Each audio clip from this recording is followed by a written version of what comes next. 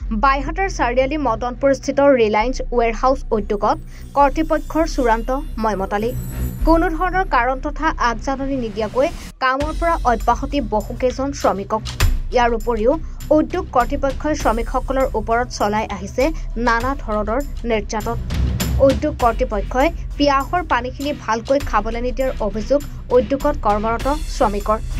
যেতিয়াই মন যায় তেতিয়াই যেন উদ্যোগটোৰ পৰা উলিয়াই দিয়ে কৰ্মত নিয়োজিত শ্ৰমিকক। নিজৰ প্ৰাপ্য দৰমহাখিনি বিচাৰিলেও ধমক খাব লগা হয় উদ্যোগ কৰ্তৃপক্ষৰ পৰা। এক প্ৰকাৰত যেন সাধাৰণ খিলঞ্জীয়া অসমীয়া শ্ৰমিকৰ ওপৰত হিটলাৰী শাসন চলাই আহিছে বহিৰাগত বণিক গোষ্ঠীয়ে। এতিয়া কথাটো হ'ল কেতিয়াকৈ চৰকাৰে নাকি লগাব পাৰিব এনেবোৰ বহিৰাগত বণিক গোষ্ঠীক, সেয়া পৰৱৰ্তী সময়ত লক্ষণীয় হ'ব। ৰাতি 10 বজাত ফোন কৰিছে যে কালিৰ পৰা তোমালোকে কোম্পানীত আহিব নালাগে। আমি সুধিলোঁ কি কাৰণ, কৈছে যে যিজনে ফোন কৰিছিল অলৰেডি তেওঁ ৰিজাইন দিছে ইকম এণ্টাৰপ্ৰাইজৰ পৰা। তেওঁ ৰাতি ফোন কৰিছে, কৈছে যে তোমালোকে কালিৰ পৰা ডিউটি আহিব নালাগে। আমি বুলি নহয় 22জন 24জন ল'ৰা, 24জন ল'ৰা একো কাৰণ নোহোৱাকৈ, একো ৱাৰ্ণিং লেটাৰ নিদিয়াকৈ আমি সুধিলোঁ যে কি কাৰণ। সিহঁতে কৈছে আমি একো নাজানো, তাৰ কাৰণে কৈছে। আৰু প্ৰত্যেক মাহত সিহঁতে কয় চেলাৰী 3 তাৰিখৰ পৰা 6 তাৰিখৰ ভিতৰত দিব বুলি, কিন্তু কোনো মাহতেই নহয়। প্ৰত্যেক মাহত ক'ব যে কিবা চেলাৰী ইছ্যু আছে, আমাৰ অফিচিয়েল কিবা প্ৰব্লেম আছে, তাৰ কাৰণে। আৰু প্ৰত্যেক মাহে এনেকুৱা হয় যে কিছুমানৰ তাত 2000, কিছুমানৰ তাত 6000, কিছুমানৰ 4000, কিছুমানৰ তাত 200 টকা পৰ্যন্ত সোমায়। নিয়মীয়া নহয়, কোনো এটা মাহত নহয়। যেতিয়াৰ পৰা ইকম আহিলে সিহঁতে অহাৰ পৰা এতিয়ালৈকে একো এটা তাৰমানে কি সঠিককৈ কৰিব পৰা নাই।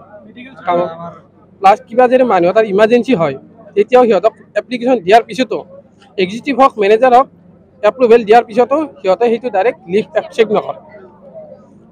মই 6 দিন হ'ল এবচেণ্ট মাৰিছিলোঁ, মোৰ কিবা প্ৰব্লেম হৈছিল কোম্পানীতে, তাৰ কাৰণে মই এপ্লিকেশ্যন মাৰিছিলোঁ, এপ্ৰুভেলো কৰিছে, ডকুমেণ্টছো দিছোঁ, তাৰপিছতো মোক একচেপ্ট নকৰিলে। কালি ফোন কৰিছে যে তুমি কালি ডিউটি আহিব নালাগে। তাৰপিছত ESI যিমান এমপ্লয়ী আছে এতিয়ালৈকে কাৰো এজনক ESI দিয়া নাই। PFটো দি আছে, কিন্তু আজি 2 মাহ ধৰি PF সোমোৱা নাই।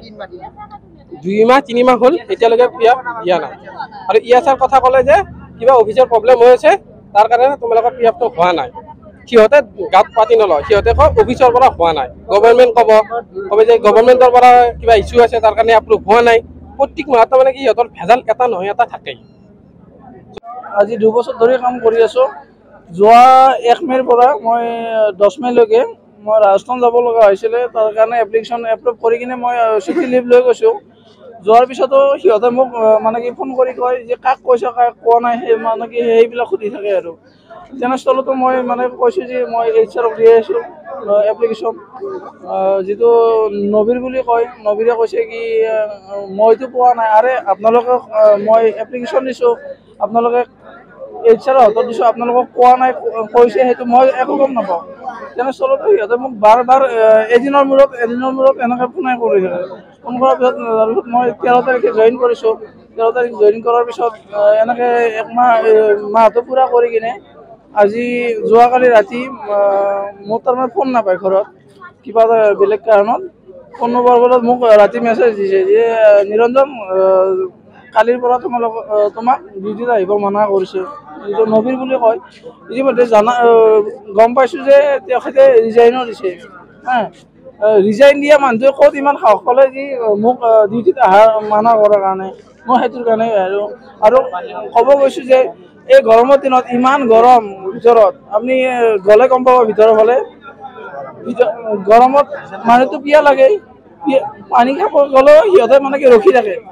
পানী খাব টাইমত যাব লাগিব এজন মানুহে, পানী খাব যাব নিদিয়ে। মানে কি পিয়াহৰ পানীৰ কিবা লিমিট আছে নেকি, মই সেইটো জানিব কৈছোঁ। লিমিটটো নাই, সিহঁতে লিমিট বান্ধি দিছে যে 1 বজাৰ আগত মানে কি পানী খাব যাব নিদিয়ে, পানীও নাপায়।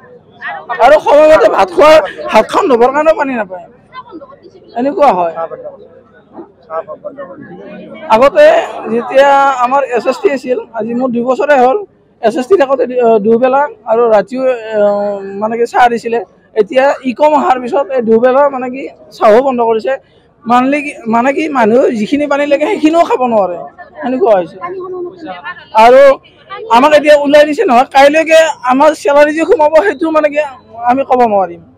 কালি কাৰণে যদি চেলাৰী কাৰণে সুধব আহোঁ নহয় সিহঁতকো নেক্সট মাহত আমি মেনেজ কৰি দিম এনেকুৱা বহুত মানুহ আছে যিজন মানে আগবাঢ়ি অহা নাই আজি আগবাঢ়ি অহা নাই আজি আগবাঢ়ি অহাৰ ফলত হয়তো মোৰ ইয়াতে চাকৰিটো নাথাকে মই সেইটো 100% চিয়'ৰ আৰু মই ইয়াত কামো নকৰোঁ কাৰণ কিয় একবাৰ ভেলুলেছ হৈ যায় মানুহবিলাক যেতিয়া এনেকুৱা সেই গতিকে মোৰ ক'ব লগা এইখিনি মইতো যাম বাৰু যিখিনি থাকে সেইখিনিৰ কাৰণে আপোনালোকক অকণমান যাতে মোৰ ফালৰ পৰা আপোনালোকক কৈছোঁ যে এইখিনি মানুহক অকণমান হেল্প কৰে যাতে টুল গেটৰ ওচৰতে এইটো ৰিলায়েন্স ৱেৰ হাউচ মানে হঠাতে যে এনেকুৱা কৈছে কোনো মানে প্ৰুফ নোহোৱা কৰি কোনো মানে হেৰি নোহোৱা কৰি এইটো মানে কোনো কথাতে মানে ৰিজনে নাই একো প্ৰব্লেম নাই আৰু আমাৰ প্ৰব্লেম হ'লে আমি কৈ দিওঁ যে এনেকুৱা তেনেকুৱা প্ৰব্লেম মোৰে হঠাতে মোৰ দেউতাৰ অপাৰেশ্যন হঠাতে কৰিব লগা হৈছে মই যোৱা মাহত ছুটি মাৰিছোঁ নামাৰা বুলি কোৱা নাই কিন্তু হঠাতে মোক মানে এনেকুৱা কৈছে যে তুমি কালি আহিব নালাগে মই বোলো কিয় কৈছে কি নাজানো সেইটো ওপৰৰ পৰা মেইল আহিছে মই বোলো মেইলটো পিছে দিয়াচোন কি বুলি মেইল দিছে মোক দিয়া মই সেইমতে হেৰি কৰি মই মেইল দিব নোৱাৰোঁ তোমালোকে আহিব নালাগে আমি 4জনী ছোৱালী 5জনী ছোৱালীক আমাক মানা কৰিছে আৰু ল'ৰা 20জন ব্যৱহাৰ মানে কেনেকুৱা আৰু প্ৰডাক্টিভিটি নহ'লে কিবা নহ'লে এনেকুৱা টাৰ্গেট যদি কৰিব নোৱাৰা ওলাই দিম আৰু হাৰেছমেণ্ট কৰা আমি হেল্পাৰ হয় যে পিকাৰৰ চেলাৰী বেছি আমাৰ হেল্পাৰৰ চেলাৰী কম কিন্তু টাৰ্গেট নহ'লে ৰাখি দিয়ে কেতিয়াবা ডিউটি আমাৰ 9 ঘণ্টা 8টাৰ পৰা 5টালৈকে কিন্তু মানে এনেকুৱা মানে কি এক্সট্ৰা কিছুমানকে কৰিব লগা হয় কিন্তু 2 ঘণ্টা কৰি এনেই কৰি দিব লাগে তথাপিও দিওঁ কিন্তু এনেকুৱা হয় যে তোমালোকৰ টাৰ্গেট হোৱা নাই তোমালোকে হেৰি কৰিবা কিন্তু আমি হেল্পাৰ হয় আমি 3-4জনী হেল্পাৰ কাম কৰি নতুন ছোৱালী সোমাইছে চব হেল্পাৰ সোমাইছে পিকাৰৰ কাম কৰি আছে চেলাৰীটো কম কিন্তু সেই আৰু পিকাৰৰ কাম কৰি কাম বেছি ইয়াছাটো কোৱাই নাই আজি 1.5 বছৰে হ'ল ইয়াছা কাৰ্ড মই কেনেকুৱা বস্তু কি মই দেখাই নাই অলৰেডি মই নবীৰ বুলি কোৱা ল'ৰাজনকো মই কৈছোঁ যে মোৰ দেউতাৰ অসুখ হৈছে কিবা হৈছে মোক এছাখন দিয়া কৈছে তুমি মোক হেৰি দিয়াচোন ভোটৰ কাৰ্ড দিয়া কিবা দিয়া মই কৰি দি আছোঁ কিন্তু আজিলৈকে একো নাই মই বিনা এদিন মই যোৱাকালিও মই দেউতাক ভৰ্তি কৰিছোঁ অলৰেডি মই কৈছোঁ যে মই ছুটি মাৰিম বুলি মোৰ দেউতাৰ অপাৰেশ্যন কৰিব লাগে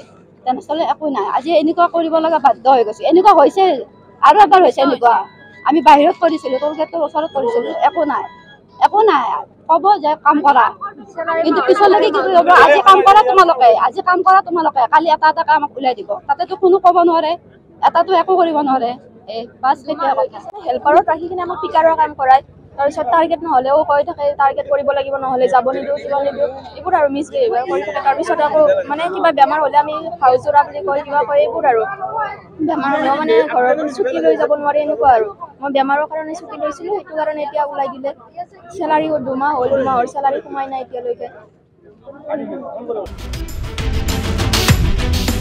বাইহাটাৰ পৰা বিজুমাৰ ৰিপৰ্ট এনিভাৰত 24